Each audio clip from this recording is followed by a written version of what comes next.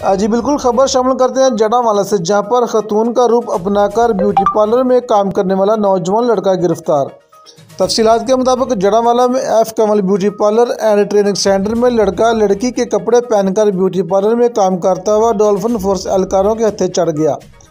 मुखबर की इतला पर जब पुलिस ने कार्रवाई की तो पार्लर की मालिक नाजिया बीबी मौके से फरार होने में कामयाब हो गई, जबकि अरसलान नामी नौजवान जो कि औरत के कपड़े पहनकर पार्लर में काम कर रहा था, जिसको पुलिस ने मौके से गिरफ्तार कर लिया।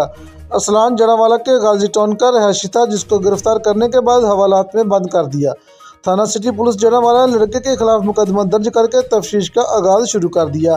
कैमरामैन टीम के साथ मियां आबिद हुसैन, फास्ट 92 न्यूज़, जड़ांवाला।